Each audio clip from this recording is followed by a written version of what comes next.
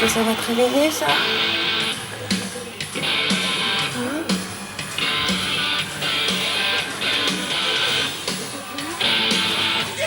Oui? Ah oui. Non, ACDC, c'est un côté particulier parce que, c'est à cause de ça qu'on s'est rencontrés, on va dire, quand même. Parce qu'il était en train de bricoler dehors avec son père et il avait un beau jean tout déchiré où il y avait écrit ACDC dessus. Et donc j'ai fait exprès de mettre un disque d'ACDC. Et comme il faisait beau, les fenêtres étaient ouvertes, et je l'ai vu débarquer une demi-heure après avec un autre album d'ACDC. Et puis voilà. Il y a 8 ans, à la suite d'une opération chirurgicale bénigne, Eric, le mari de Martine, a été victime d'un accident d'anesthésie. Après quelques semaines de coma, il vit depuis dans un état végétatif persistant. Quand il est tombé dans le coma, moi je me suis retrouvée complètement déséquilibrée. Et vu qu'on était tout le temps l'un avec l'autre, j'ai eu l'impression de me retrouver sur une jambe. C'est vrai qu'après quelques temps, quand il a commencé à ouvrir les yeux, on se dit...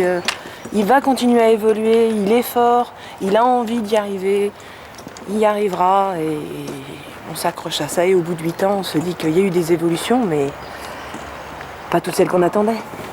Il en manque beaucoup. Bonjour madame. Bonjour madame. Bonjour, asseyez-vous. Donner un pronostic en termes de récupération, c'est toujours, vous le savez, malheureusement excessivement difficile. Cependant, ça fait déjà plusieurs années que Eric est dans cet état. Et plus on s'éloigne de l'accident initial, plus les chances de récupération sont minimes. Je crois qu'il faut être de plus en plus prudent sur ses capacités de récupération, et notamment de récupération de communication et de compréhension de ce qui se passe. Est-ce que vous pensez qu'il reconnaît les personnes proches, qu'il me reconnaît par exemple? Alors je pense, moi, que vous êtes la seule, vraiment, à pouvoir dire s'il vous reconnaît ou pas. D'accord. Et vous avez quel sentiment quand vous arrivez dans la chambre?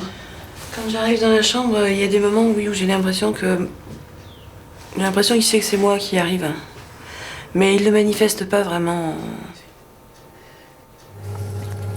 Alors tu as reçu une lettre de ta maman.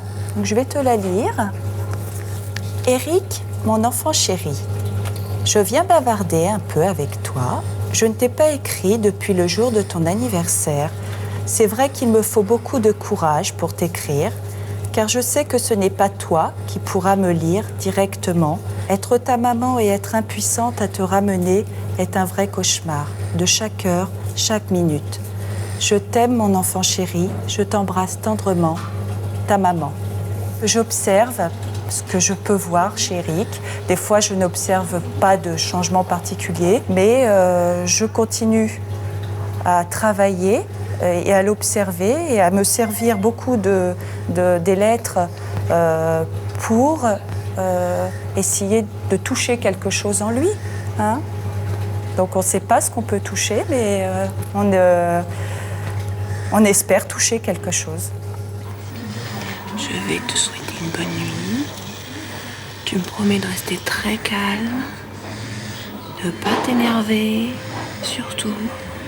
Tu prends soin de toi autant que tu peux. Quand je m'en vais, je me dis, peut-être que demain, il n'ouvrira pas les yeux. Et je me dis, ce serait pas un mal pour lui. Ce serait peut-être même un bien. Il souffrirait plus.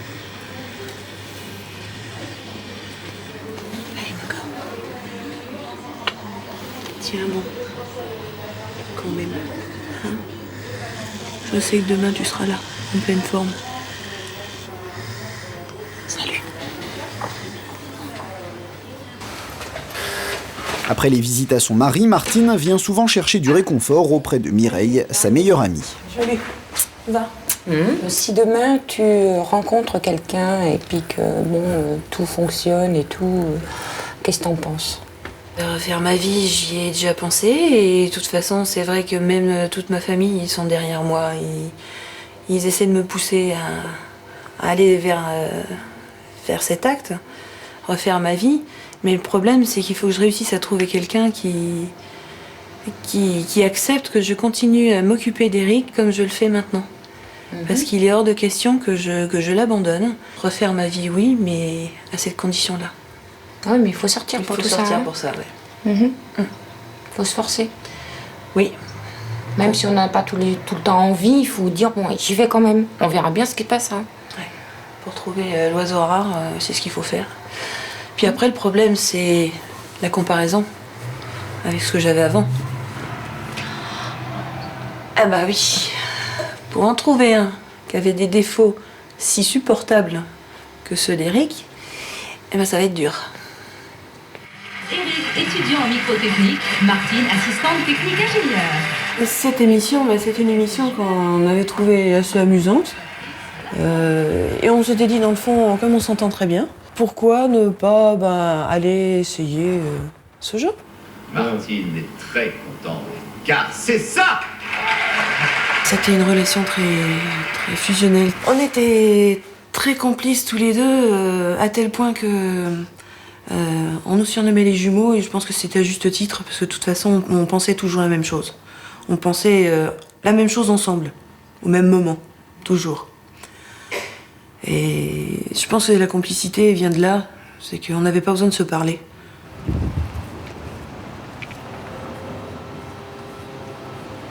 Bonjour mon doudou. Oh, dis donc toi. Salut mon gars.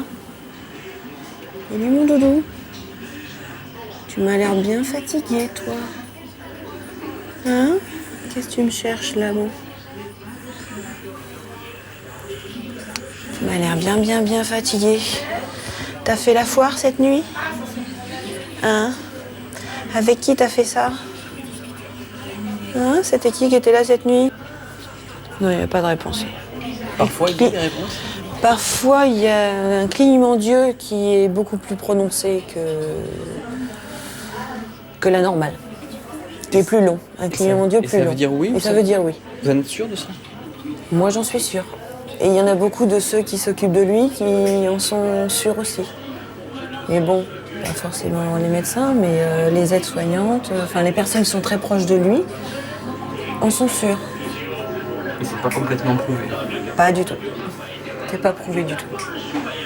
Et à votre avis, il ne vous répond pas parce que son corps ne peut pas répondre ou parce qu'il n'entend pas ce que vous lui dites?